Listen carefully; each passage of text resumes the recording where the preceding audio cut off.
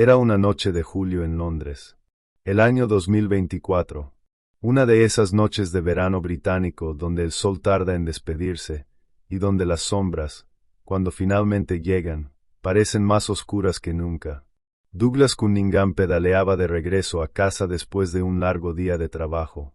El aire fresco de la noche le golpeaba el rostro mientras cruzaba el histórico puente Clifton Suspensión, ese majestuoso puente colgante que conecta Bristol con el resto del mundo. Un monumento victoriano que ha visto pasar 163 años de historia, pero nunca había visto algo como lo que estaba por presenciar. ¿Alguna vez has tenido esa sensación? Esa intuición inexplicable de que algo no está bien, de que el universo intenta advertirte sobre un peligro invisible. Douglas la tuvo. Frente a él, bajo la tenue luz de las farolas, un hombre arrastraba dos maletas grandes. Parecía un turista perdido, desorientado, buscando ¿qué, exactamente? El ciclista redujo la velocidad. Algo en la escena no encajaba. El hombre sudaba copiosamente a pesar del clima fresco. Sus movimientos eran nerviosos, ansiosos. ¿Y esas maletas? ¿Por qué pesaban tanto? Douglas, siendo el buen samaritano que era, se detuvo. Se bajó de su bicicleta. Se acercó. ¿Necesita ayuda?, preguntó con la cortesía típica británica. El hombre se sobresaltó. Sus ojos, oscuros y penetrantes, lo miraron con una mezcla de pánico y cálculo. No, estoy bien, respondió con un acento extranjero que Douglas no pudo identificar de inmediato. Pero entonces lo vio. Un brillo carmesí bajo la luz amarillenta de la farola.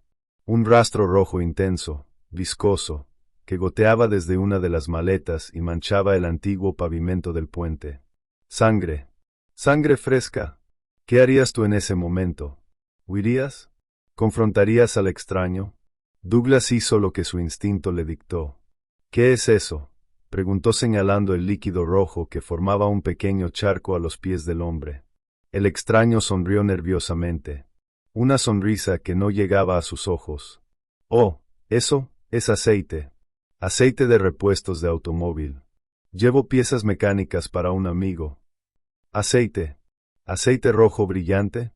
Douglas sabía que los aceites de motor son negros, marrones, quizás dorados. Pero nunca de ese color carmesí que parecía gritar una verdad horrible. Puedo ver qué lleva dentro, insistió el ciclista, su voz ahora más firme. Y fue en ese preciso instante cuando todo cambió. El rostro del extraño se transformó. El miedo en sus ojos se convirtió en terror puro. Sin decir una palabra más, soltó las maletas y echó a correr hacia la oscuridad de la noche. Douglas se quedó allí, paralizado, mientras las maletas permanecían abandonadas a sus pies, goteando ese líquido que él ahora sabía con certeza que no era aceite. Sacó su teléfono móvil con manos temblorosas y marcó el 999. Policía, dijo con voz entrecortada. Creo que acabo de encontrar algo terrible en el puente Clifton. Pero déjame hacerte una pregunta. ¿Qué contenían esas maletas? ¿Qué había dentro que hizo que un hombre huyera desesperadamente, dejando atrás la evidencia de su crimen? Cuando los agentes de la Policía Metropolitana de Londres llegaron al puente 20 minutos después, encontraron exactamente lo que nadie quiere encontrar. Dentro de esas dos maletas de viaje aparentemente comunes, descansaban los restos desmembrados de dos seres humanos. No estaban completos. Les faltaban las cabezas. Les faltaban las manos. Habían sido cortados, seccionados con una precisión que sugería planificación, y algo mucho más perturbador, experiencia. El descubrimiento activó una de las investigaciones criminales más intensas en la historia reciente de Londres. Cientos de agentes, decenas de detectives, expertos forenses, todos buscando respuestas a una pregunta fundamental. ¿Quién eran las víctimas y quién era el monstruo que les había robado no solo la vida, sino también su dignidad al tratarlos como simples piezas de equipaje? Mientras la noticia comenzaba a filtrarse en los medios de comunicación, Londres entraba en estado de shock. ¿Un asesino descuartizador suelto en la capital? ¿En pleno siglo XXI? Las comparaciones con los casos históricos más macabros de la ciudad comenzaron a surgir. Jack el Destripador, Dennis Nielsen, el asesino de Muswell Hill. Pero este caso tenía características únicas que lo harían aún más perturbador. Porque verás, este no era un crimen pasional cometido en un momento de locura. No era el acto impulsivo de alguien que había perdido el control. Era algo mucho más calculado, mucho más frío, mucho más aterrador. ¿Cómo lo sabemos? Porque las pistas digitales que los investigadores comenzaron a descubrir pintarían el retrato de una mente que había planeado cada detalle, cada paso, cada corte. Pero antes de sumergirnos en los detalles espeluznantes de esta investigación, necesitamos retroceder. Necesitamos conocer a las víctimas. Porque ellos no eran números. No eran simplemente cuerpos hallados en un puente. Eran personas reales, con vidas reales, con sueños y esperanzas, y con un encuentro fatídico que sellaría su destino.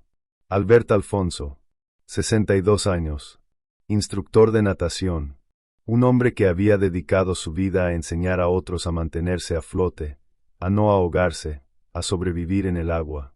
La ironía de su final es dolorosamente cruel.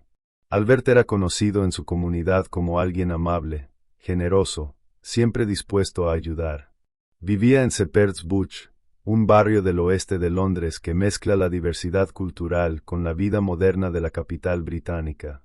Paul Longworth, 71 años, jubilado, ex empleado de mantenimiento, un hombre tranquilo que había encontrado la paz en sus años dorados junto a su compañero de vida. Paul había trabajado toda su existencia, había pagado sus impuestos, había cumplido con la sociedad. Ahora solo quería disfrutar de sus días en compañía del hombre que amaba. Albert y Paul no eran simplemente compañeros de piso. Eran pareja.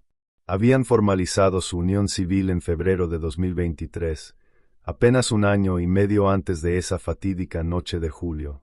Vivían juntos en un apartamento en Shepherd's Bush, un hogar que habían construido con esfuerzo y amor. Los vecinos los describían como una pareja estable, amigable, del tipo de personas que te saludan en el pasillo y te preguntan cómo está tu familia. Pero ¿qué los conectó con su asesino? ¿Cómo entró el mal en sus vidas? La respuesta está en un vuelo. Un vuelo desde Sudamérica que aterrizó en el aeropuerto de Heathrow el 1 de julio de 2024. En ese avión viajaba un hombre de 35 años. Actor pornográfico, trabajador sexual y, como el mundo pronto descubriría, un asesino meticuloso, el cual lo llamaremos Justin. Justin no era un extraño para Albert. Se conocían. Tenían una relación compleja. Albert, aunque comprometido con Paul, mantenía encuentros sexuales con otros hombres.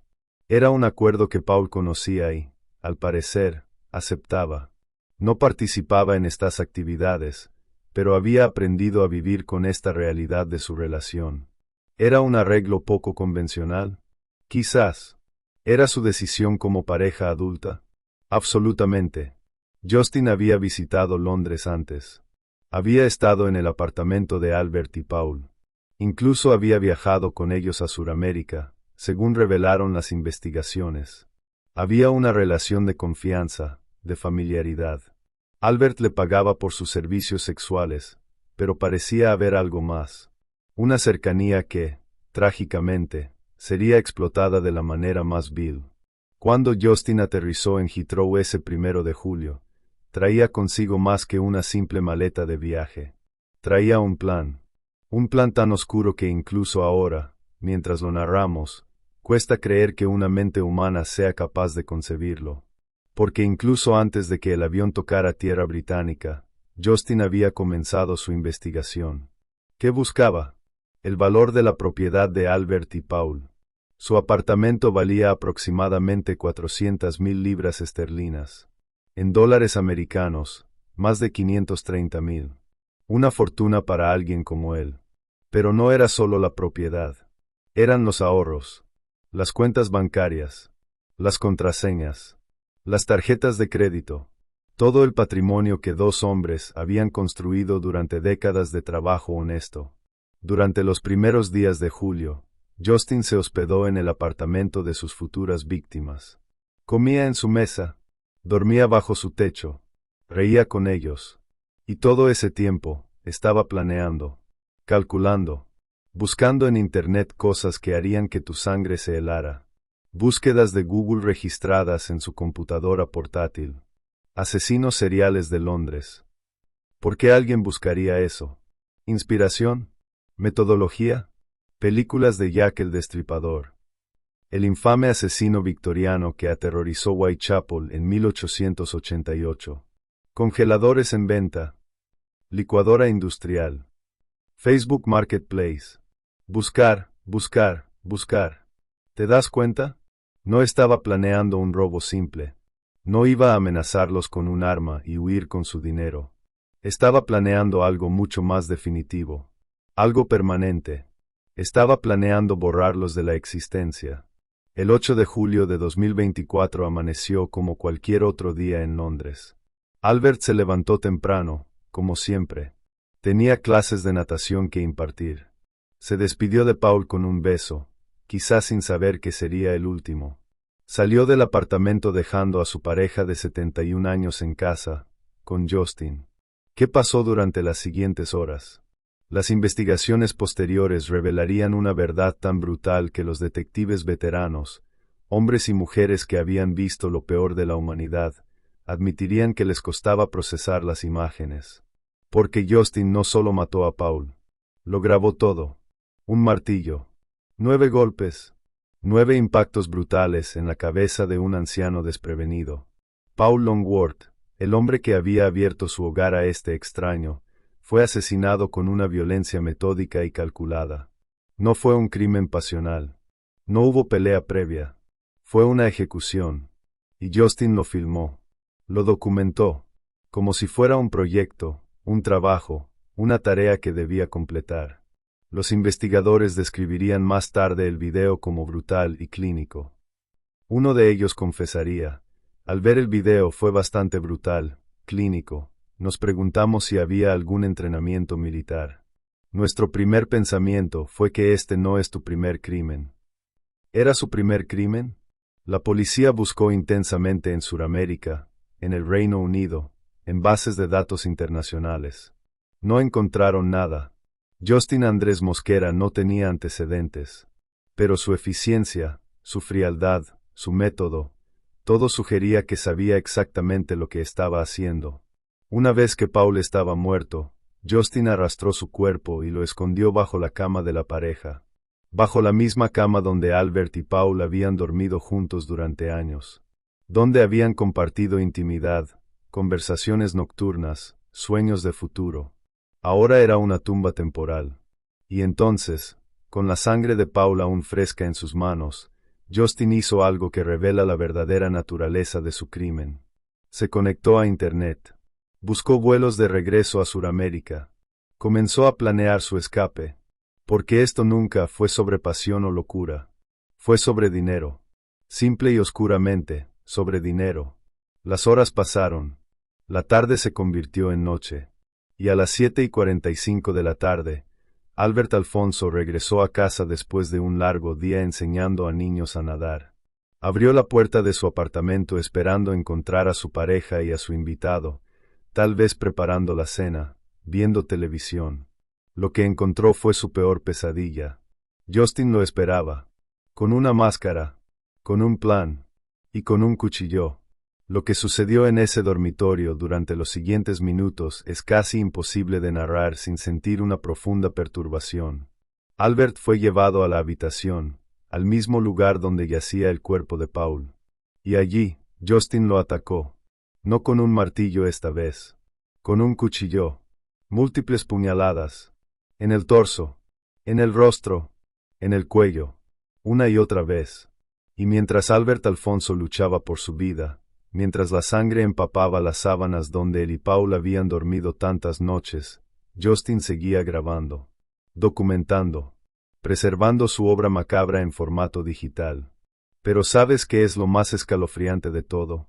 Mientras Albert agonizaba, mientras sus últimas respiraciones llenaban ese dormitorio de horror, Justin tomó el teléfono móvil de su víctima. Abrió sus aplicaciones bancarias. Intentó acceder a sus cuentas de PayPal. Buscó las contraseñas, los números de cuenta, todo. La fiscal que luego presentaría el caso lo describiría con palabras que resuenan con una verdad terrible, frías y calculadas. No había remordimiento, no había humanidad, solo cálculo, solo codicia, solo maldad pura. 2 hombres muertos, 2 vidas apagadas. Pero para Justin, el trabajo apenas comenzaba, porque ahora tenía 2 cuerpos que eliminar, y un plan para hacerlo desaparecer. Durante los siguientes 2 días, del 8 al 10 de julio, ese apartamento en Shepherd's Bush se convirtió en una escena sacada de las peores películas de horror. Pero esto no era ficción. Era real. Terriblemente, horriblemente real. Justin compró una sierra. Comenzó el proceso de desmembramiento. Cortó. Seccionó. Separó las partes de los cuerpos.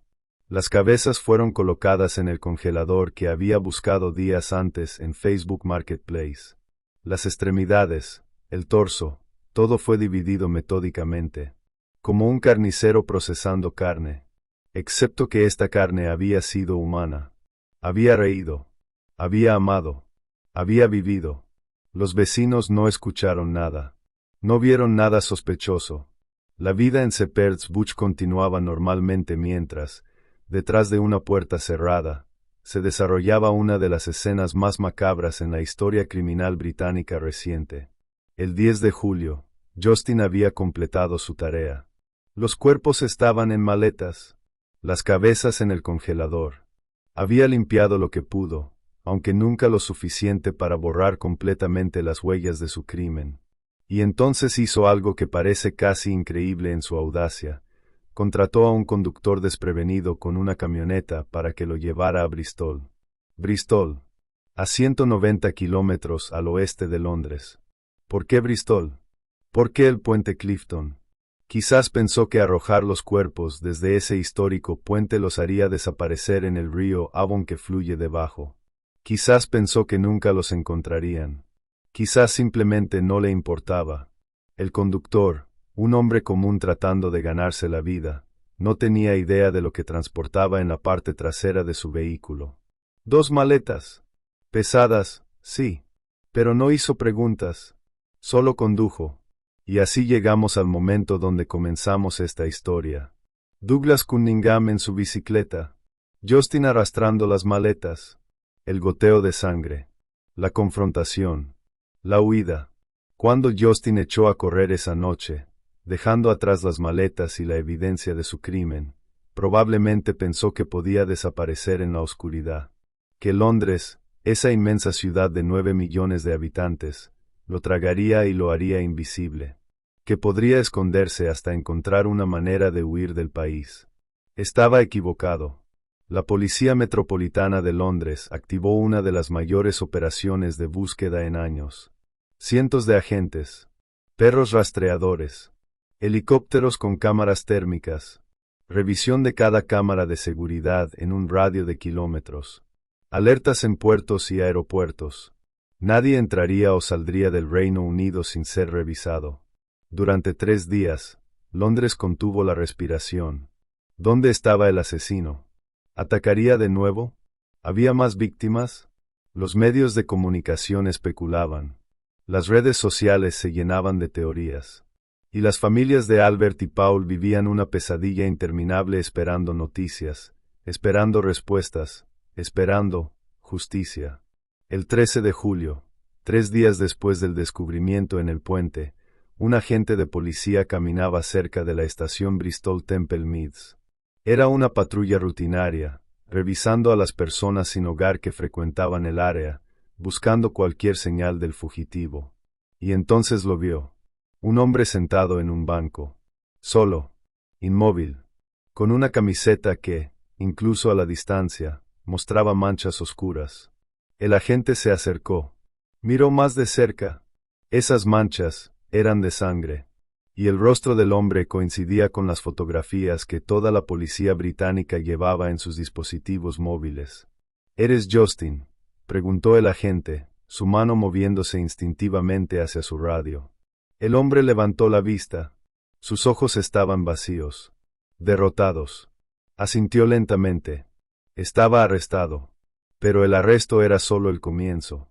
Ahora venía la investigación. Las entrevistas. La recopilación de evidencia. Y el descubrimiento de secretos que harían que este caso pasara de ser un doble homicidio horrible a algo aún más perturbador.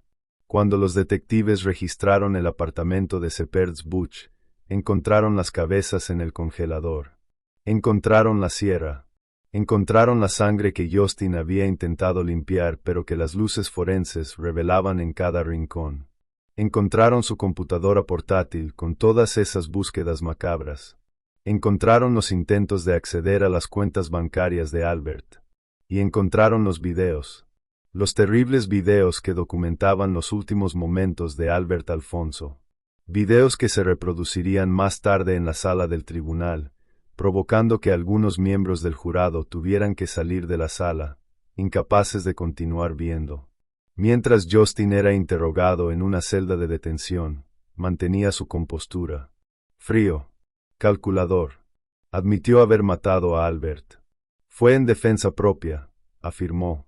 Fue homicidio involuntario, no asesinato. Pero negó rotundamente haber matado a Paul. Fue Albert, insistía. Albert mató a Paul, y yo solo me defendí cuando me atacó. ¿Te imaginas? Intentar culpar a una de tus víctimas del asesinato de la otra. La audacia. El descaro. La completa falta de empatía o remordimiento. Los fiscales no compraban su historia. Y tenían evidencia. Videos. Registros digitales. Análisis forenses. Todo apuntaba a la misma conclusión. Justin Andrés Mosquera había planeado y ejecutado el asesinato de 2 hombres inocentes para robarle su patrimonio. Si estás disfrutando esta investigación, si estos casos de crimen real te apasionan tanto como a mí, si quieres entender la mente humana en sus momentos más oscuros, dame tu apoyo. No te pido que des like por números o por algoritmos. Te lo pido porque estos temas importan. Porque conocer la verdad, por dolorosa que sea, nos ayuda a entender el mundo en que vivimos. Deja tu comentario. Comparte este video con alguien que también busque respuestas. Y cuéntame, ¿de qué país me estás viendo?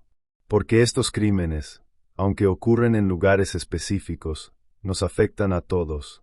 Nos recuerdan que la maldad no tiene fronteras, pero tampoco la justicia. Cuando el juicio de Justin Andrés Mosquera comenzó el 29 de abril de 2025, en el histórico Tribunal Penal Central de Old Bailey en Londres, el mundo estaba observando. No solo el Reino Unido. No solo Suramérica. El mundo entero. Porque este caso tenía todos los elementos que capturan la imaginación pública. Víctimas inocentes, un asesino frío y calculador, un plan macabro, y preguntas que todavía nos persiguen. La fiscal Diane Gie presentó su caso con una precisión devastadora. Evidencia tras evidencia. Video tras video. Búsqueda de Internet tras búsqueda de Internet. No dejó espacio para la duda. El acusado no puede negar su implicación, declaró ante el jurado. Lo grabó todo. Lo documentó todo. Y ahora pretende que creamos que fue defensa propia. La defensa de Justin intentó argumentar que Albert había matado a Paul en un arrebato de locura, y que Justin solo se defendió cuando Albert lo atacó. Pero la fiscal tenía una respuesta para eso. Una respuesta simple y devastadora. No había razón para que Alfonso matara a su amigo y compañero de toda la vida. Vivieron juntos durante años. Habían formalizado su unión. Y de repente, sin motivo, ¿lo mata? No tiene sentido. Lo que tiene sentido es que el acusado, motivado por la codicia, planeó y ejecutó el asesinato de ambos hombres. Los miembros del jurado escuchaban en silencio. Algunos lloraban. Otros mantenían expresiones pétreas, intentando procesar el horror que se desplegaba ante ellos. Y Justin, sentado en el banquillo de los acusados, permanecía impasible, como si estuviera viendo una película sobre otra persona, como si todo esto no tuviera nada que ver con él. Pero el momento más devastador del juicio llegó cuando la fiscal preguntó en voz alta la pregunta que todos nos hacíamos. ¿Por qué lo grabó? ¿Por qué documentó estos asesinatos?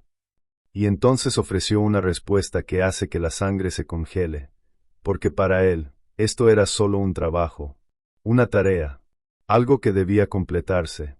No veía a Albert y Paul como seres humanos. Los veía como obstáculos entre él y el dinero que quería. El juicio se extendió durante semanas. Testimonio tras testimonio. Douglas Cunningham, el ciclista héroe, describió ese encuentro en el puente. Vecinos de Albert y Paul hablaron de la pareja que conocían, de su amabilidad, de lo injusto de su final. Expertos forenses explicaron los hallazgos. Detectives detallaron la investigación. Y entonces llegó el veredicto. El 24 de julio de 2025. La sala del tribunal estaba en silencio absoluto cuando el jurado regresó después de sus deliberaciones. El juez preguntó, ¿han llegado a un veredicto? Sí, su señoría. En el cargo de asesinato de Paul Longworth, ¿cómo encuentran al acusado? Culpable. En el cargo de asesinato de Albert Alfonso, ¿cómo encuentran al acusado? Culpable. La sala estalló. Lágrimas. Gritos de alivio. Justicia. Finalmente, justicia. Justin Andrés Mosquera fue declarado culpable de 2 cargos de asesinato en primer grado. Ahora, mientras escribo estas palabras, espera su sentencia formal. En el Reino Unido, el asesinato en primer grado conlleva una sentencia de cadena perpetua. La única pregunta que queda es, ¿cuántos años mínimos deberá cumplir antes de ser elegible para libertad condicional? 20 años. 30. Quizás cadena perpetua sin posibilidad de libertad condicional. Sin importar cuál sea la sentencia, Justin pasará el resto de su vida útil tras las rejas. Pero para las familias de Albert y Paul, ninguna sentencia traerá a sus seres queridos de vuelta. Ningún veredicto borrará el dolor. Ninguna cantidad de años en prisión sanará las heridas. En una declaración leída ante el tribunal, la familia de Paul Longworth dijo, Paul era un hombre bueno. Trabajó toda su vida. Encontró el amor en sus años finales. Merecía vivir esos años dorados en paz. Lo que le fue arrebatado no solo fue su vida, sino su dignidad.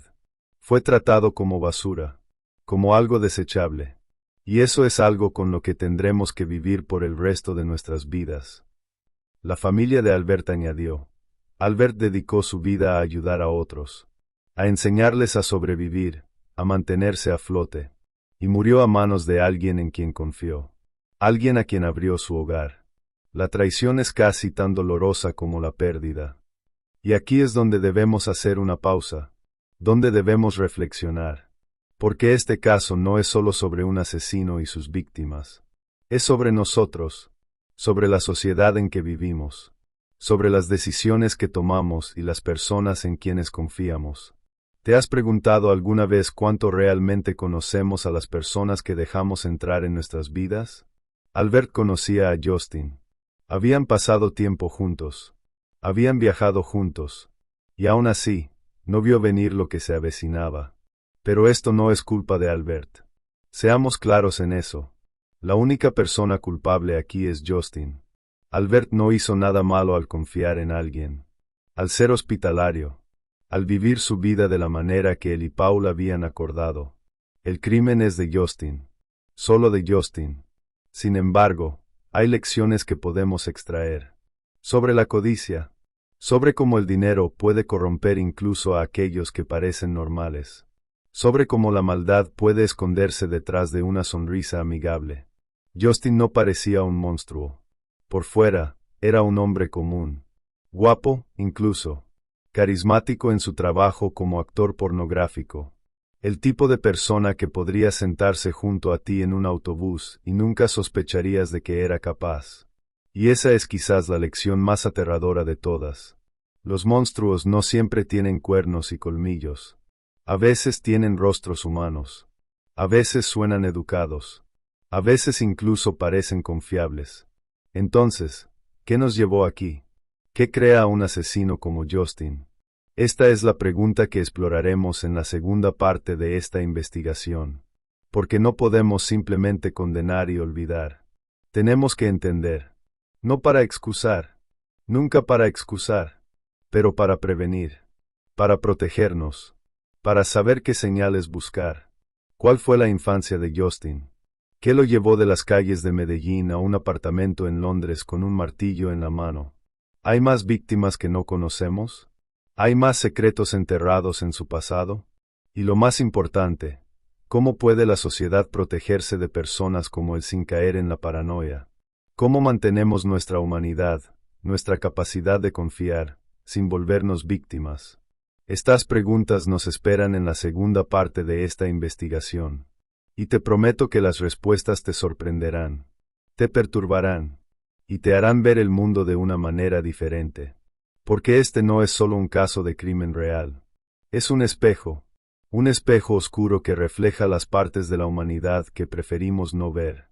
Pero debemos mirar, debemos entender, porque solo a través del conocimiento podemos protegernos. Si has llegado hasta aquí, si has resistido esta historia hasta el final de la primera parte, entonces eres exactamente el tipo de persona que necesita escuchar el resto. Alguien que no huye de la verdad. Alguien que busca respuestas reales, no simplemente titulares sensacionalistas. Así que te espero en la segunda parte. Te espero porque esta historia merece ser contada completamente. Albert y Paul merecen que su historia sea escuchada. Y nosotros merecemos entender cómo algo así pudo suceder en pleno 2024, en una de las ciudades más vigiladas del mundo, en una era donde pensamos que estamos seguros. Porque nunca estamos completamente seguros. Y quizás esa sea la verdad más aterradora de todas. En la segunda parte, descubriremos los secretos que Justin intentó ocultar, las señales que fueron ignoradas, y las preguntas que todavía nos persiguen. ¿De qué país me estás viendo? Déjalo en los comentarios. Porque la maldad no tiene fronteras, pero tampoco la comunidad de personas que buscan la verdad. No olvides dar like si estos temas te apasionan. No por algoritmos, sino porque estos casos importan. Porque recordar a las víctimas importa. Porque entender a los asesinos nos hace más sabios.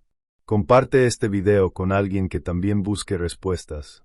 Y prepárate para la segunda parte, porque lo que descubriremos a continuación cambiará todo lo que creías saber sobre este caso. Bienvenido de nuevo. Si estás aquí es porque no pudiste dejar ir las preguntas, porque necesitas entender, porque sabes que la verdad, por dolorosa que sea, siempre es mejor que la ignorancia. En la primera parte de esta investigación exploramos los hechos del caso, el descubrimiento en el puente Clifton, la búsqueda desesperada, el arresto, el juicio, la condena, pero dejamos las preguntas más profundas sin responder. Las preguntas que nos mantienen despiertos por la noche. ¿Quién es realmente Justin? ¿Qué crea un asesino así? Y lo más importante, ¿había señales que pudieron haber evitado esta tragedia? Hoy vamos a sumergirnos en los aspectos más oscuros de este caso. Vamos a mirar dentro de la mente de un asesino. Y te advierto desde ahora, lo que descubriremos no será fácil de digerir. Justin nació en 1989.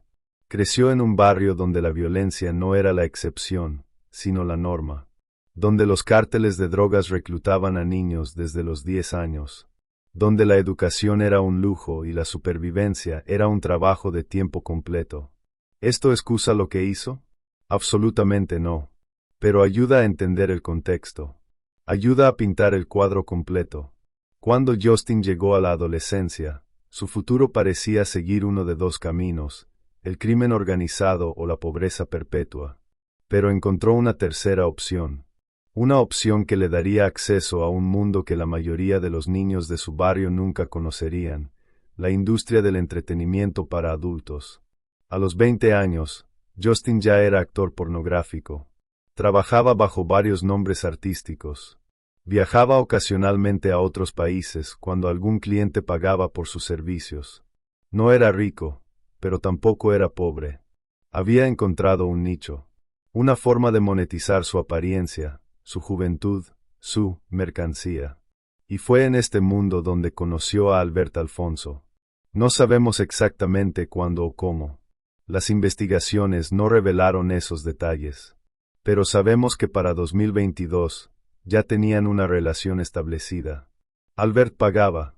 Justin proveía. Era transaccional. Profesional, al menos al principio. Pero algo cambió. En algún momento durante 2023 o principios de 2024, Justin comenzó a ver a Albert no como cliente, sino como oportunidad. Una oportunidad de escapar. Una oportunidad de asegurar su futuro. Una oportunidad que valía, bueno, valía lo que 2 vidas humanas le costaron. Los psicólogos forenses que evaluaron a Justin después de su arresto encontraron algo perturbador. No mostraba signos de psicosis. No estaba desconectado de la realidad. No escuchaba voces ni tenía delirios. Sabía exactamente lo que estaba haciendo. Y lo hizo de todos modos. ¿Eso lo hace un psicópata? Técnicamente, el término correcto es trastorno de personalidad antisocial. Pero la mayoría de nosotros lo conocemos por el nombre que nos asusta: psicopatía. Falta de empatía. Falta de remordimiento. Capacidad de planificación a largo plazo. Encanto superficial. Manipulación. Disposición a usar cualquier medio para lograr sus objetivos. Justin marcaba todas las casillas. Pero aquí está lo aterrador. No todos los psicópatas son asesinos. De hecho, la mayoría no lo son. Algunos se convierten en CEOs exitosos. Otros en políticos. Algunos simplemente viven vidas normales, dejando tras de sí un rastro de relaciones rotas y personas heridas emocionalmente, pero nunca cruzan la línea hacia la violencia física. Entonces, ¿qué hace que algunos crucen esa línea? ¿Qué convierte a un psicópata en un asesino? La respuesta es compleja. Es una combinación de factores. Crianza, trauma, oportunidad, y quizás, lo más importante, la creencia de que pueden salirse con la suya. Justin creía que podía salirse con la suya. Había planeado meticulosamente. Había investigado. Había buscado precedentes históricos, estudiando a asesinos que lo habían hecho antes. Jack el Destripador, que nunca fue capturado. Dennis Nielsen, que logró matar a al menos 12 hombres antes de ser descubierto. Justin pensaba que podía ser más inteligente que ellos. Más cuidadoso. Más exitoso. Pero ¿sabes cuál fue su mayor error? No fue dejar evidencia física. No fue el ADN o las huellas dactilares. Fue su arrogancia. Su creencia de que podía documentar sus crímenes, grabarlos, y aún así escapar. Porque verás, los videos que grabó no solo documentaban los asesinatos. Documentaban su estado mental. Demostraban premeditación. Demostraban que no había defensa propia. Demostraban que estaba en control total durante todo el proceso. La fiscal en el juicio lo expresó perfectamente. El acusado no solo cometió estos crímenes. Los preservó. Los archivó. Como si fueran trofeos. Como si fueran logros de los cuales estar orgulloso. Y aquí entramos en territorio verdaderamente perturbador. Porque la pregunta que todos se hacían es: ¿para qué guardó esos videos? ¿Planeaba verlos más tarde? ¿Revivirlos? ¿O había algo más siniestro en juego? Algunos expertos sugirieron que Justin podría haber planeado vender esos videos en la dark web. Snuff films reales, el material más buscado y valioso en los rincones más oscuros de Internet. Videos de asesinatos reales que los coleccionistas más enfermos pagarían fortunas por poseer. ¿Es esto cierto? No lo sabemos. Justin nunca lo admitió. Y los investigadores nunca encontraron evidencia de que hubiera intentado vender el material. Pero la posibilidad existe. Y eso hace que todo sea aún más horrible. Imagina por un momento que eso sea cierto. Imagina que Albert y Paul no solo murieron para que Justin pudiera robarles. Imagina que sus últimos momentos, su sufrimiento, su terror, fueron grabados no solo para evidencia, sino para entretenimiento. Para que extraños enfermos en algún lugar del mundo pudieran ver y disfrutar. Es demasiado horrible para procesarlo completamente. Pero debemos procesarlo. Porque esto es real. Porque esto sucedió. y porque podría suceder de nuevo si no entendemos y no permanecemos vigilantes. Después del arresto de Justin, los investigadores británicos trabajaron en conjunto con autoridades colombianas para rastrear su pasado. Querían saber si había más víctimas, si este era realmente su primer crimen o simplemente el primero donde lo habían capturado. Revisaron casos sin resolver en Medellín. Desapariciones, asesinatos no resueltos, hombres homosexuales que habían sido reportados como desaparecidos durante los años que Justin trabajó como escort. ¿Había conexiones? La respuesta oficial es no.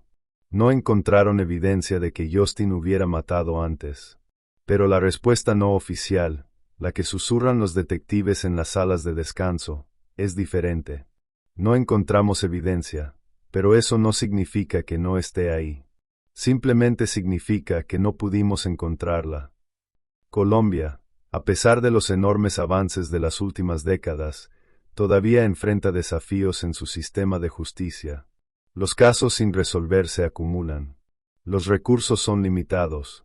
Y la realidad es que algunos crímenes, especialmente aquellos cometidos contra poblaciones marginadas como trabajadores sexuales o personas sin hogar, simplemente no reciben la misma atención que otros.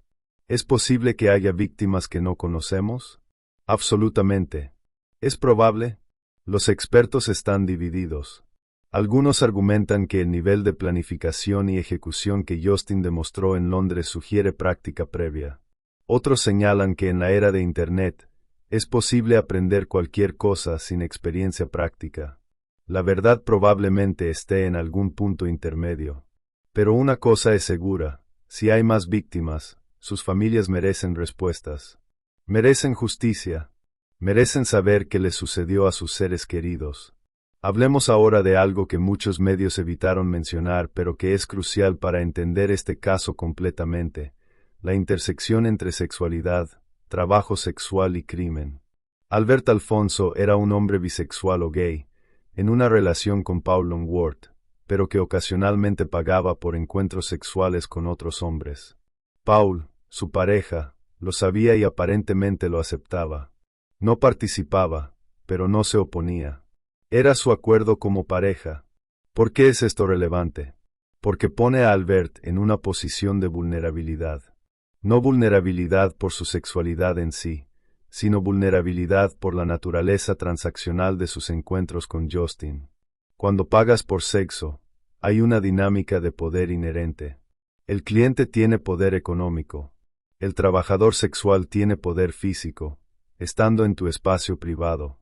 Y cuando ambas partes están en un apartamento cerrado, lejos de testigos, la situación puede volverse peligrosa rápidamente. Albert confiaba en Justin. Lo había conocido durante suficiente tiempo como para sentirse seguro invitándolo a su hogar, incluso permitiéndole quedarse varios días. Pero esa confianza era, en retrospectiva, infundada, porque Justin nunca vio a Albert como persona. Lo vio como cliente, como fuente de ingreso, y finalmente, como víctima. La comunidad LGBT ha expresado preocupaciones legítimas sobre cómo este caso ha sido cubierto por algunos medios. Algunos titulares sensacionalistas parecían sugerir que la sexualidad de las víctimas era de alguna manera relevante para el crimen, como si ser gay fuera un factor de riesgo para ser asesinado. Seamos absolutamente claros, la sexualidad de Albert y Paul no tiene nada que ver con por qué fueron asesinados. Fueron asesinados por codicia. Punto. Justin no los mató porque fueran gay.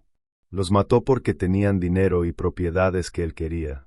El hecho de que Justin mismo trabajara en la industria del entretenimiento gay para adultos demuestra que no tenía problemas con la homosexualidad per se. Su motivación era puramente económica, puramente egoísta, puramente malvada. Pero el caso sí plantea preguntas importantes sobre la seguridad en el trabajo sexual, sobre cómo los clientes y los trabajadores sexuales pueden protegerse mutuamente, sobre sistemas de verificación, sobre referencias, sobre no permitir que desconocidos, sin importar cuánto tiempo los hayas conocido transaccionalmente, tengan acceso completo a tu hogar y tu vida. Estas son conversaciones difíciles. Conversaciones que la sociedad a menudo evita porque involucran temas tabú. Pero son conversaciones necesarias. Porque mientras el trabajo sexual exista, mientras haya demanda y oferta, necesitamos encontrar formas de hacer que sea más seguro para todos los involucrados. Ahora, hablemos de las señales. Las banderas rojas. Los momentos donde, mirando hacia atrás, podríamos decir ahí fue cuando alguien pudo haber intervenido. Primera bandera roja, las búsquedas de Internet de Justin. Asesinos seriales. Jack el Destripador. Congeladores industriales. Si alguien cercano a ti está buscando estas cosas, ¿deberías preocuparte? La respuesta honesta es, depende del contexto.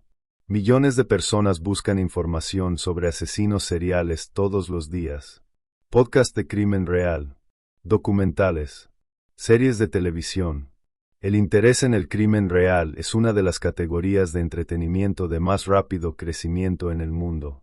Pero cuando combinas ese interés con comportamiento antisocial, con falta de empatía, con comentarios sobre cometer crímenes o salirse con la suya, entonces sí, deberías preocuparte. El problema es que estas señales solo son obvias en retrospectiva. En el momento, es difícil saber si alguien solo tiene un interés macabro o si está planeando actuar según ese interés. Segunda bandera roja. El comportamiento de Justin durante su estadía en el apartamento. ¿Paul notó algo extraño? ¿Albert vio señales de peligro? Probablemente no, porque Justin era bueno en lo que hacía. Era encantador cuando necesitaba serlo. Manipulador. Capaz de fingir normalidad mientras su mente planificaba asesinato. Esta es la naturaleza de los psicópatas funcionales. Pueden vivir entre nosotros. Pueden parecer normales. Pueden incluso parecer agradables. Y todo ese tiempo, detrás de los ojos, hay algo frío. Algo calculador. Algo que no siente lo que el resto de nosotros sentimos. Tercera bandera roja. El historial de Justin como trabajador sexual. Ahora, antes de que malinterpretes esto, déjame ser muy claro. La gran mayoría de los trabajadores sexuales son personas normales haciendo un trabajo. No son más propensos al crimen que cualquier otra profesión. Pero la profesión atrae a ciertos tipos de personas. Personas dispuestas a comercializar su intimidad. Personas capaces de separar emoción de transacción. Y en casos raros, personas sin empatía que ven a los clientes como recursos a explotar. Justin era este último tipo. Y quizás, si Albert hubiera conocido más sobre el pasado de Justin, sobre su vida en Medellín, sobre sus verdaderas motivaciones, quizás habría sido más cauteloso. Pero esa es la tragedia de confiar. Siempre requiere un salto de fe. Y a veces, ese salto nos lleva directo a las manos de quienes nos harían daño. El juicio de Justin reveló algo más perturbador. Cuando la fiscal presentó toda la evidencia, todas las búsquedas de Internet, todos los videos, todo el plan meticuloso, Justin permaneció impasible, sin emoción, sin remordimiento visible. Pero cuando su defensor mencionó la posibilidad de cadena perpetua sin libertad condicional, algo cambió en su rostro. No era horror por lo que había hecho. Era horror por las consecuencias que enfrentaría. Por primera vez, parecía realmente afectado. Pero no por sus víctimas. Por sí mismo. Esta es la marca distintiva de un verdadero psicópata. Pueden entender intelectualmente que lo que hicieron está mal. Pueden saber que la sociedad los castigará. Pero no pueden sentir remordimiento genuino por el sufrimiento que causaron. No pueden sentir empatía por las víctimas y sus familias. La familia de Paul Longworth dio declaraciones devastadoras durante la fase de impacto de la víctima del juicio. Su hermano, con lágrimas corriendo por sus mejillas, describió a Paul como el alma más gentil que conocí. Nunca lastimó a nadie. Nunca habló mal de nadie. Y murió de la manera más horrible imaginable, a manos de alguien que invitó a su hogar. La familia de Albert fue igualmente devastadora. Su hermana habló de cómo Albert había dedicado su vida a enseñar a niños a nadar, a salvar vidas en potencia. Salvó vidas toda su existencia, dijo. Y al final, nadie pudo salvar la suya. Estas declaraciones se supone que dan a los acusados la oportunidad de ver el daño humano que causaron. Se supone que evocan empatía, remordimiento. Incluso personas sin empatía natural a veces pueden ser movidas por el dolor crudo y honesto de aquellos que dejaron atrás. Justin no fue movido. Miró al frente, impasible, como si estuviera escuchando el reporte del clima en lugar del lamento de familias destrozadas. Ahora, hablemos de una pregunta que probablemente te has estado haciendo desde que comenzó esta historia. ¿Pudo esto haberse evitado? La respuesta corta es, probablemente no, una vez que Justin decidió actuar. Una vez que hizo esas reservas de vuelo, una vez que buscó información sobre asesinos seriales, una vez que aterrizó en Heathrow con un plan en mente, era solo cuestión de tiempo. Pero antes de ese punto, ¿había oportunidades de intervención? Eso es más complicado. ¿Podría el sistema de inmigración británico haber detectado algo? Justin no tenía antecedentes penales. No estaba en ninguna lista de vigilancia. No había razón legal para negarle la entrada al Reino Unido. Era simplemente otro turista visitando un amigo. ¿Podrían los vecinos haber notado algo? Según los informes, Justin fue discreto. No causó problemas. No hizo ruido sospechoso. El desmembramiento fue hecho de manera que minimizara la evidencia audible. Era, de una manera horrible, profesional. ¿Podría Paul haber hecho algo? Esta es la pregunta más dolorosa. Porque Paul estaba en casa cuando Justin lo mató. Estaba desprevenido. Confiado. Debería haber estado más alerta. Más cauteloso de este extraño en su hogar. En retrospectiva, sí. Pero eso es injusto. No podemos vivir nuestras vidas sospechando de cada persona que conocemos. No podemos tratar a cada invitado como un potencial asesino. Eso no es vida. Eso es paranoia. La triste verdad es que a veces, la maldad gana. A veces, las personas malas hacen cosas malas a personas buenas, y no hay señal de advertencia. No hay momento donde, si solo hubiéramos prestado más atención, podríamos haber cambiado el resultado. Y esa es quizás la lección más difícil de este caso. No siempre podemos protegernos. No siempre podemos ver venir el peligro. Y a veces, hacer todo bien no es suficiente. Pero eso no significa que debamos rendirnos. No significa que debamos vivir con miedo. Significa que debemos ser prudentes sin ser paranoides. Cautelosos sin ser cerrados. Confiados sin ser ingenuos. ¿Cómo logramos ese balance? Aquí hay algunas lecciones prácticas de este caso. Primero, si contratas trabajadores sexuales, hazlo a través de servicios verificados con sistemas de referencias. No invites a desconocidos a tu hogar sin algún tipo de verificación. No les permitas quedarse durante días sin que alguien más sepa dónde estás y con quién. Segundo, confía en tus instintos. Si algo se siente mal, probablemente lo está. Douglas Cunningham, el ciclista en el puente, sintió que algo estaba mal y actuó según ese instinto. Esa intuición salvó potenciales vidas futuras al poner fin a la libertad de Justin. Tercero, mantén a las personas informadas sobre tu vida. Paul y Albert vivían juntos, pero aparentemente no habían dicho a sus familias mucho sobre Justin. Si hubieran desaparecido sin el descubrimiento en el puente, ¿cuánto tiempo habría pasado antes de que alguien reportara su ausencia? ¿Días? ¿Semanas? En ese tiempo, Justin podría haber vendido su propiedad y desaparecido. Cuarto, y esto es controversial, pero importante, considera la naturaleza del trabajo sexual y las relaciones transaccionales. No estoy diciendo que evites el trabajo sexual. Estoy diciendo que reconozcas los riesgos inherentes en cualquier situación donde dinero y intimidad se mezclan, donde extraños entran en espacios privados, donde la vulnerabilidad es monetizada. ¿Significa esto que Albert y Paul hicieron algo mal? No. Categóricamente, no. Fueron víctimas. Punto. Pero podemos aprender de su experiencia sin culparlos.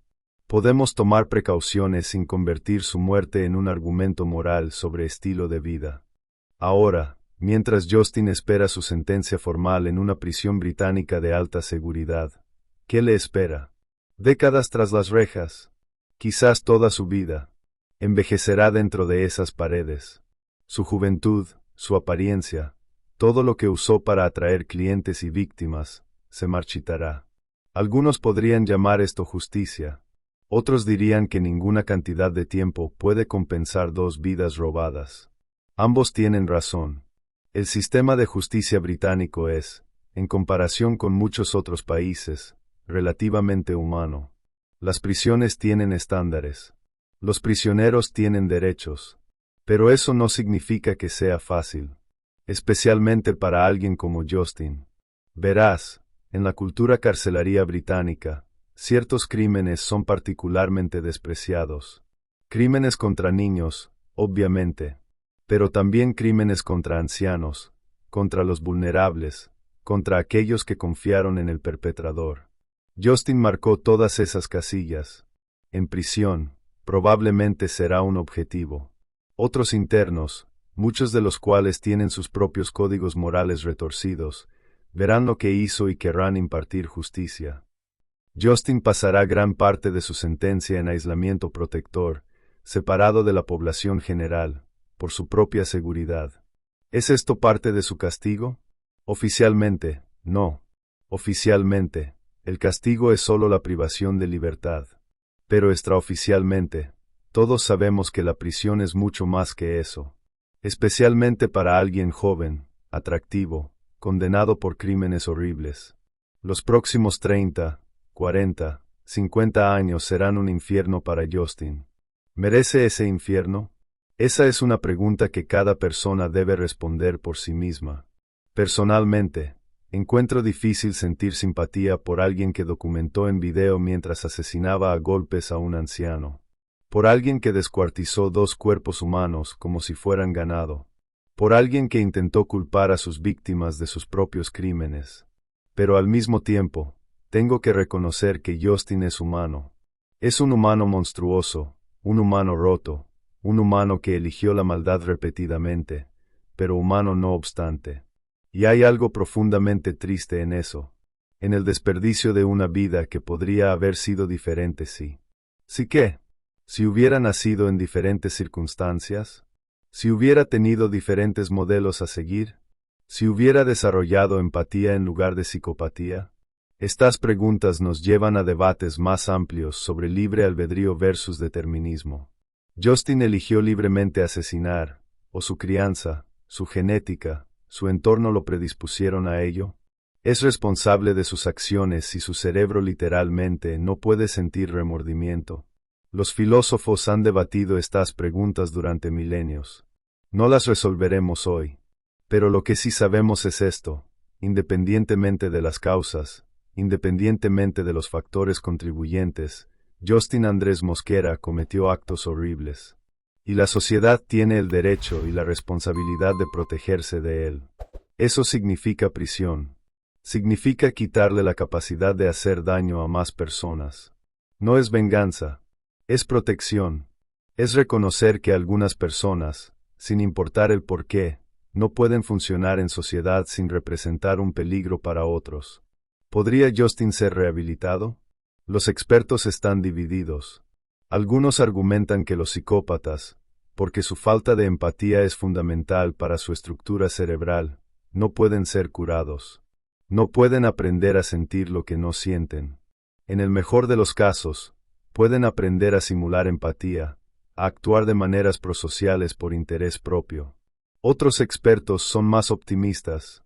Apuntan a casos donde individuos con rasgos psicopáticos han aprendido, a través de años de terapia intensiva, a funcionar en sociedad sin hacer daño. No necesariamente sienten empatía genuina, pero desarrollan lo que se llama empatía cognitiva, la capacidad de entender intelectualmente cómo se sienten los demás y ajustar su comportamiento en consecuencia. ¿Justin podría llegar ahí?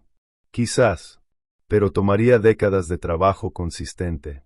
Y honestamente, dado lo que hizo, dado que documentó sus crímenes sin remordimiento, dado que intentó culpar a sus víctimas, parece poco probable que alguna vez sea considerado seguro para liberación. Y quizás eso esté bien. Quizás algunas acciones son tan atroces que la única respuesta apropiada es la separación permanente de la sociedad. No por venganza, sino por precaución, por respeto a las víctimas, por protección de futuras víctimas potenciales.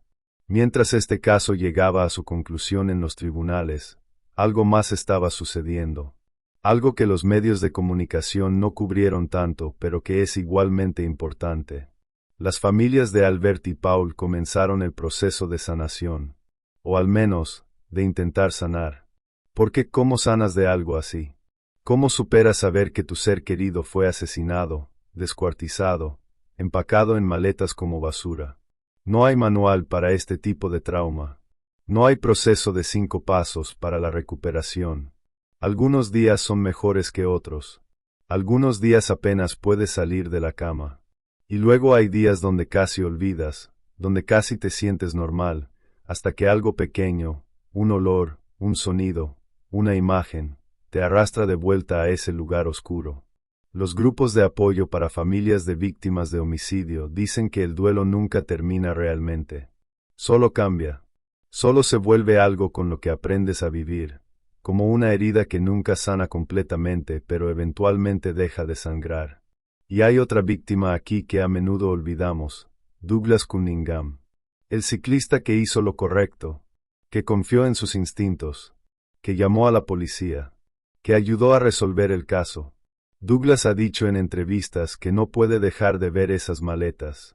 No puede dejar de preguntarse qué habría pasado si hubiera llegado 5 minutos más tarde, si Justin ya hubiera arrojado los cuerpos desde el puente. No puede dejar de reproducir ese encuentro en su mente, buscando señales que perdió, preguntándose si pudo haber hecho algo diferente. Esto es lo que llaman trauma vicario. El costo psicológico de presenciar o descubrir algo horrible. Douglas no fue atacado, no fue amenazado, pero fue testigo. Y eso es suficiente para cambiar a una persona permanentemente. Necesita terapia, apoyo, reconocimiento de que lo que experimentó fue traumático y tiene efectos duraderos. Porque héroes no solo son aquellos que detienen balas. A veces son aquellos que detienen su bicicleta, hacen preguntas incómodas, y confían en que algo está mal incluso cuando no pueden explicar exactamente qué. Entonces, ¿qué hemos aprendido de todo esto? ¿Cuál es la conclusión que podemos extraer de esta tragedia? Primero, que la maldad existe, no como concepto abstracto, no como villano de película, sino como realidad tangible encarnada en personas que caminan entre nosotros. Justin parecía normal. Actuaba normal cuando necesitaba hacerlo. Pero detrás de esa máscara había algo profundamente roto. Segundo, que la confianza, aunque necesaria para la sociedad humana, siempre conlleva riesgos. No podemos funcionar sin confiar en otros en cierto nivel. Pero debemos ser prudentes sobre cuánta confianza depositamos y en quién. Tercero, que el sistema de justicia, con todos sus defectos, todavía funciona. Douglas hizo su parte. La policía hizo su parte. Los fiscales hicieron su parte. El jurado hizo su parte. Y ahora Justin pagará el precio de sus acciones.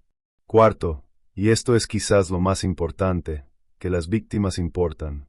Albert Alfonso y Paul Longworth no son solo nombres en un informe policial. Fueron personas reales que vivieron vidas reales. Albert enseñó a nadar. Paul trabajó toda su vida. Se enamoraron. Formalizaron su unión. Construyeron un hogar juntos. Y todo eso fue robado. No solo sus vidas futuras, sino también su dignidad en la muerte.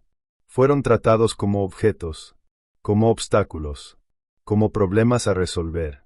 Recordar su humanidad, honrar sus vidas, es la mejor forma de resistir contra la deshumanización que su asesino intentó imponer. Hay una última pregunta que necesitamos abordar. Una pregunta incómoda que ha rondado este caso desde el principio. ¿Por qué Londres intentó olvidar? El título de esta investigación no es accidental. El crimen que Londres intentó olvidar. ¿Por qué digo esto? Porque si revisas la cobertura mediática británica del caso, notarás algo extraño. Al principio, fue noticia de primera plana. Un descubrimiento macabro. Una búsqueda dramática. Un arresto. Pero luego, gradualmente, la historia comenzó a desvanecerse de los titulares. Otros casos, menos brutales, menos impactantes, recibieron más atención sostenida. ¿Por qué? Algunos especulan que tiene que ver con la naturaleza del crimen. Era demasiado oscuro, demasiado perturbador. El tipo de cosa que la gente no quiere pensar mientras toma su café matutino o mientras viaja al trabajo. Otros sugieren que tiene que ver con las víctimas. Albert y Paul eran hombres gay mayores. No se ajustaban al perfil de víctima perfecta que los medios tradicionalmente prefieren. No eran jóvenes. No eran inocentes en el sentido convencional. Albert participaba en encuentros sexuales pagados. No encajaban en la narrativa simple. Y luego está el asesino. Justin era atractivo. Era trabajador sexual. Era extranjero. Era un mosaico de características que hacían difícil encasillarlo en categorías simplistas de bien contra mal. La realidad es probablemente una combinación de todos estos factores. Los medios quieren historias que se puedan contar fácilmente. Héroes claros. Villanos claros. Lecciones morales simples. Este caso no ofrecía nada de eso. Era complicado. Era incómodo. Era demasiado real. Pero esa incomodidad es precisamente porque necesitamos hablar de ello. Porque la vida real es complicada.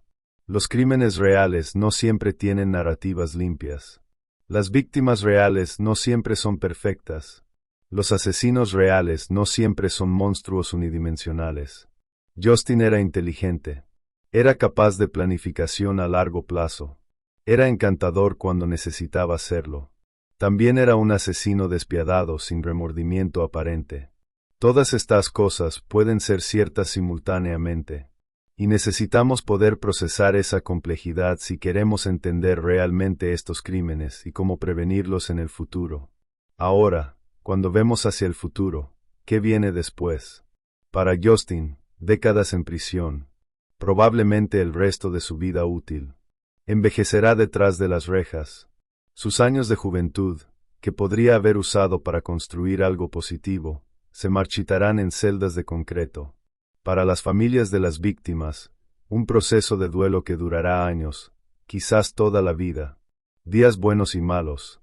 Aniversarios que siempre dolerán. La ausencia que nunca se llenará completamente.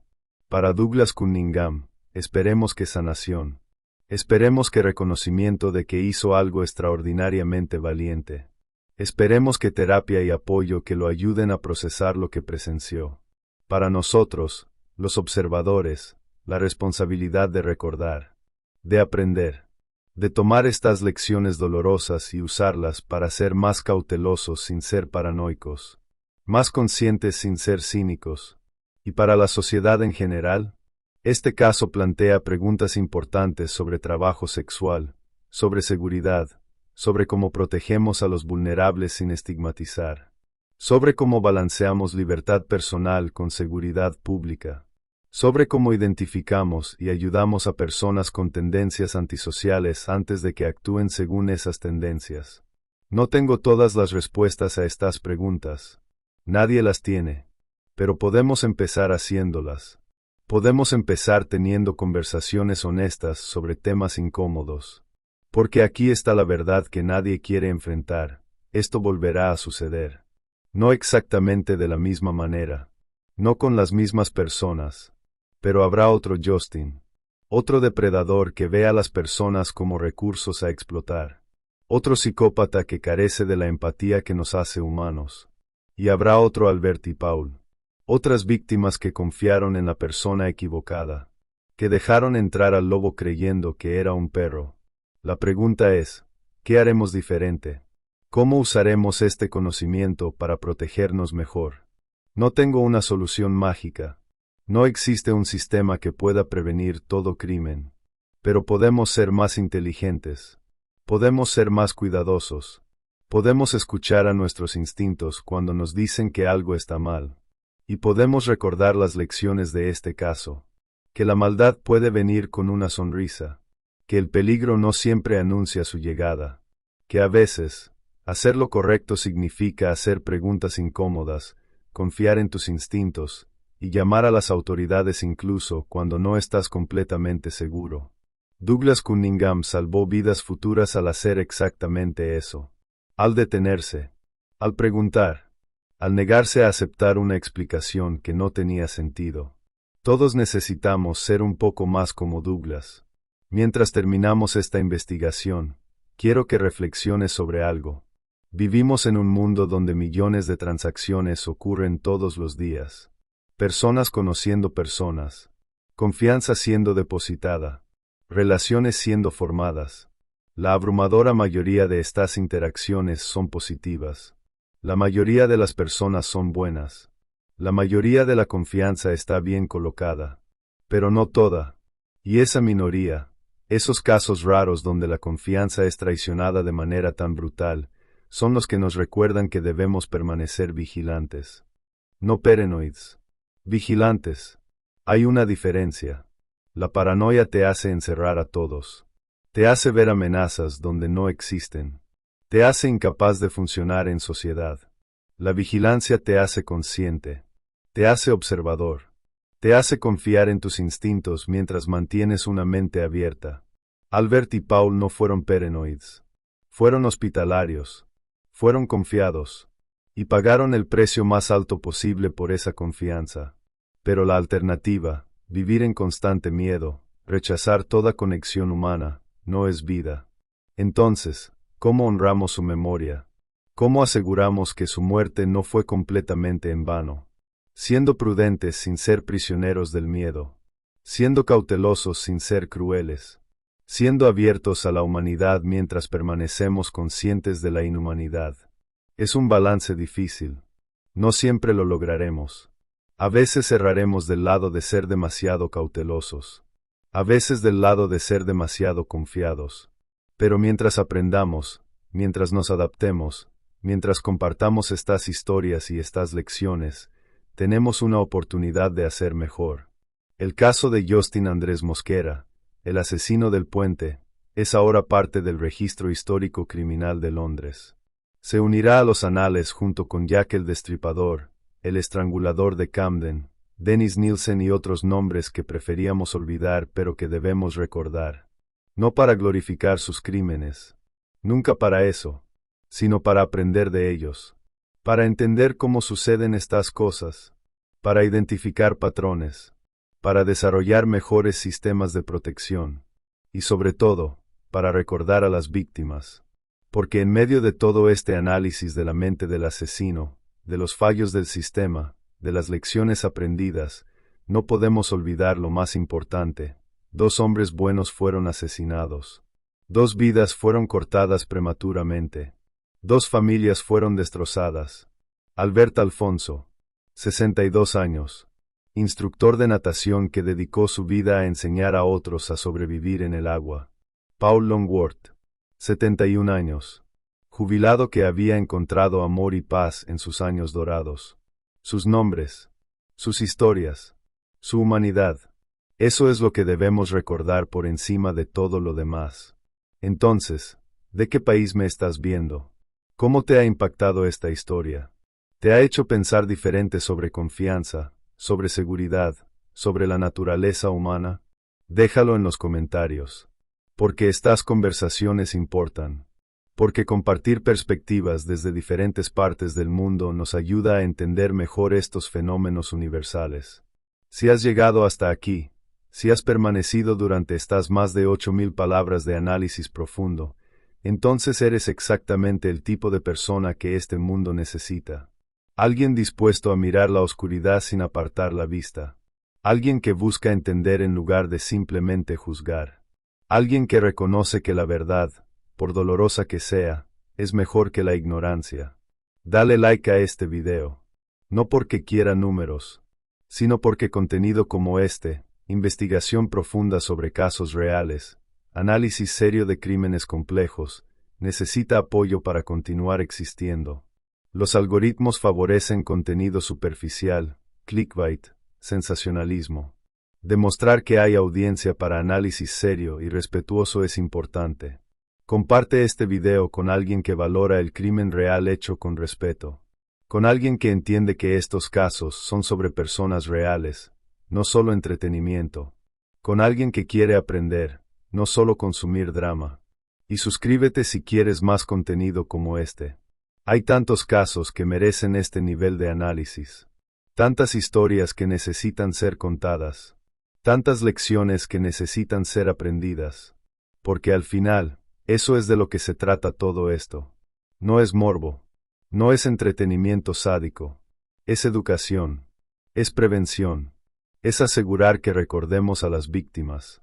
Es mantener vivas sus historias para que sus muertes, tan terribles como fueron, puedan al menos servir como advertencia para otros. Albert Alfonso y Paul Longworth merecen ser recordados. No como los cuerpos en las maletas. No como estadísticas, sino como personas que vivieron, amaron, trabajaron, rieron y soñaron. Personas cuyas vidas importaban. Personas cuyas muertes nos enseñan lecciones valiosas si estamos dispuestos a escuchar. Y Justin Andrés Mosquera, el asesino del puente, merece ser recordado también. No con admiración, nunca con admiración, sino como ejemplo, como advertencia, como recordatorio de que el mal existe y debemos permanecer vigilantes contra él. Este es el crimen que Londres intentó olvidar. Pero nosotros no olvidaremos. No podemos permitirnos olvidar, porque la memoria es la primera línea de defensa contra la repetición. Gracias por acompañarme en esta investigación profunda, por tu tiempo, por tu atención, por tu disposición a enfrentar verdades incómodas. Hasta la próxima historia, hasta el próximo caso, hasta la próxima búsqueda de verdad en los rincones más oscuros de la humanidad. Cuídate, sé prudente. Confía en tus instintos. Y recuerda, la mayoría de las personas son buenas. Pero no todas. Y esa diferencia, esa pequeña minoría, puede cambiarlo todo. Nos vemos pronto.